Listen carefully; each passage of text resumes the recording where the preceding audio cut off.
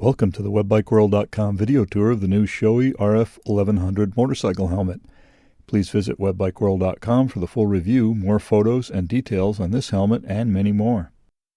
The RF-1100 is brand new for 2009, but it's an evolution of the very popular Shoei RF-1000, which was probably one of the best-selling helmets of all time. The RF-1100 meets the new Snell 2010 standards, and you'll be seeing a lot of new helmets over the next several months as helmet manufacturers update their designs to meet the new standard. We have more details on Snell 2010 with charts and data comparing this standard to others, so be sure to check that out on webBikeWorld.com.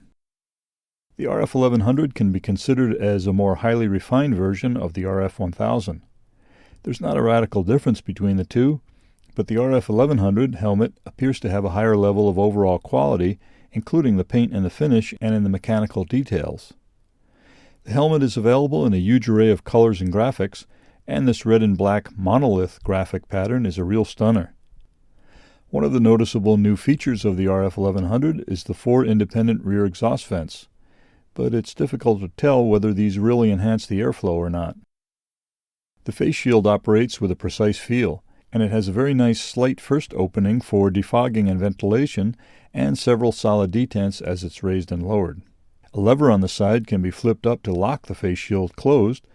It has a middle neutral position, or it can be pushed down to pop the face shield open slightly for defogging.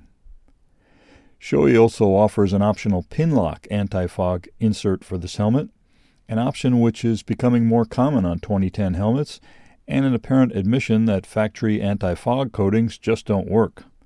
The top vents have the familiar sliding covers, but they feel slippery with nothing to grab onto, and they're slightly difficult to find and to operate when wearing gloves. The vents are also pretty noisy, with a sort of screaming whistling noise that varies in volume depending on the rider's sitting position, windscreen turbulence, or crosswinds. The rear exhaust vents use the same type of slippery sliders, but we think they're nearly impossible to operate while riding. We almost always leave the rear exhaust vents open all the time anyway, so it's difficult to judge the value of having 4 of them that operate independently. The chin vent snaps open and closed with precision, and it flows a lot of air onto the back of the face shield. The helmet also comes with a removable chin curtain. The helmet shell feels solid, but it has gained a few ounces over the RF-1000. The label on the back reads DOT and Snell approved, but it does not say Snell 2010. That label is on the inside, under the helmet liner. The liner is very comfortable, and the internal shape doesn't vary that much from the RF-1000. The face shield is easy to remove, and the mechanism also feels precise. It has 3 points that hold it. Pull down on the release lever and gently work the face shield loose to remove it. It goes back in the same way. After about 3 tries, this becomes second nature, and it's one of the simplest yet secure systems we've seen. So the bottom line here is that the RF-1100 is a very nice improvement on the RF-1000, and we think it's one of the highest quality helmets we've reviewed so far.